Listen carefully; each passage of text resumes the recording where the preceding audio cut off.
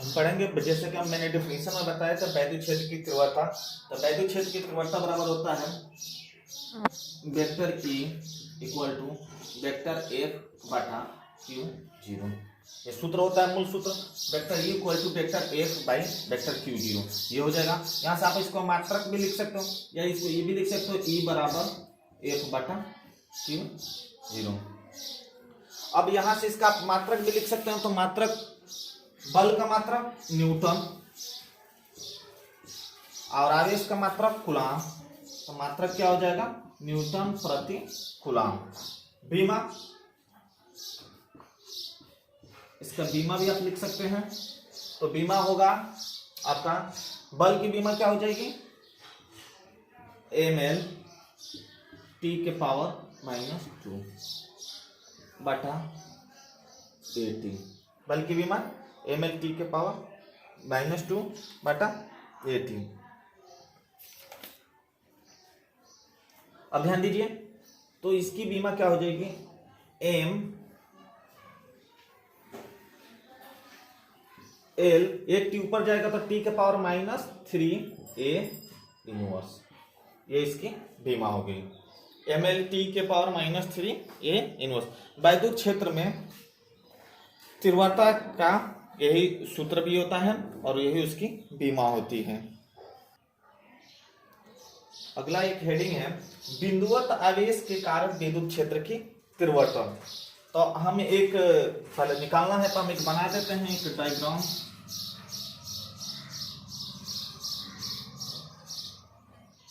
Q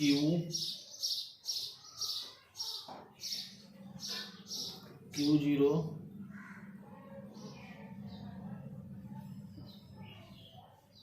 F E, ये हो जाएगा P, ये हो जाएगा O। यहां से यहां तक की दूरी है R, ठीक है। थोड़ा ध्यान से देखिए, O हो गया, P हो गया, Q। बिंदु आवेश का वैद्युत क्षेत्र कहते हैं। इसके पे हम कुछ लिखेंगे इसके बारे में। माना एक बिंदुवत आवेश Q बिंदु O पर स्थित है। कोई बिंदुवत आवेश Q बिंदु O पर स्थित है। O से R दूरी पर स्थित बिंदु P पर विद्युत क्षेत्र की तीव्रता हमें ज्ञात करनी है यहीं पर, अर्थात OP इक्वल टू R। अब ध्यान दीजिए, अर्थात OP equal to R।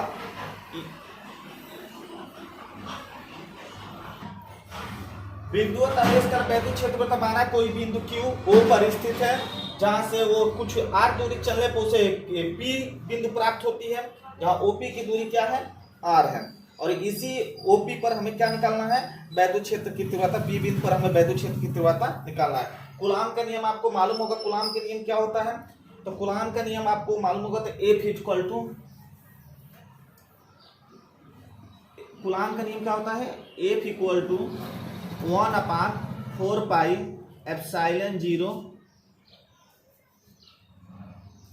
Q1 Q2 by R square. F equal to 1/4 pi epsilon 0 Q1 Q2 by. तो कूलाम का नियम होता है F इक्वल टू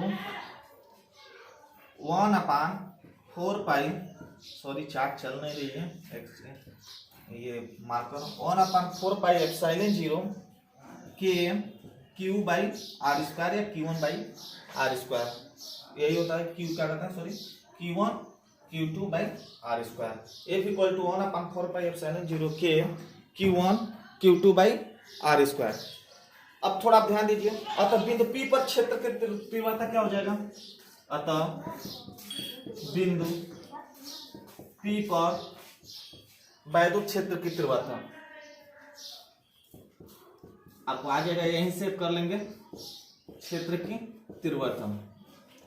ध्यान दीजिए, हम Q1 Q2 के यहाँ पर Q और Q0 भी लिख सकते हैं, क्योंकि हमारा जो डायग्राम में वो था क्या था, Q से प्लस Q0 ही था। इसलिए कूलाम का नियम होता है F बराबर 1/4 पाई एप्सिलॉन 0 के Q1 Q2 by R square. लेकिन यहाँ पर चूंकि दो ही धनावेश थे, Q थे और Q0, इसलिए ये लिख लिए। वैद्युत क्षेत्र की तीव्रता का सूत्र क्या होता है, vector E equal to vector F by Q0। अब सुनिए, ध्यान दीजिए, बल F का मान हम इसमें रख देंगे तो क्या हो जाएगा 1/4πε0, ठीक है, 1/4πε0 मान लीजिए K, और ये क्या हो जाएगा Q0 बटा R स्क्वायर, पूरे का बटा Q0 होगा। अब आप इसको लिख सकते हो 1/4πε0 K, ये नीचे आ जाएगा, ऊपर रहेगा Q0, अब बाटा यहां भी एक Q0 है इंटू R स्क्वायर, याद रखिए Q0 से Q0 कट गया तो क्या बचा E बराबर 1/4πε0 K Q/R स्क्वायर। यही वैद्युत क्षेत्र की तीव्रता का सूत्र है, मात्रक न्यूटन प्रति कूलम। किसी बिंदु आवेश के कारण उत्पन्न वैद्युत क्षेत्र की तीव्रता का यही सूत्र है। इजी है, फिर से F = 1/4πε0 Q0, अपन सोच चुके इसमें दो ही आवेश थे Q और Q0 लिए थे, अतः बिंदु P पर वैद्युत क्षेत्र की तीव्रता का मुख्य सूत्र होता है ये वेक्टर F बटा Q0।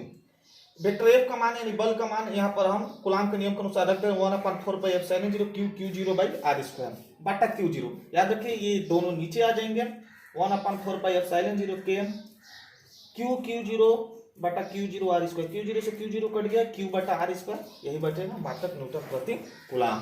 धन्यवाद।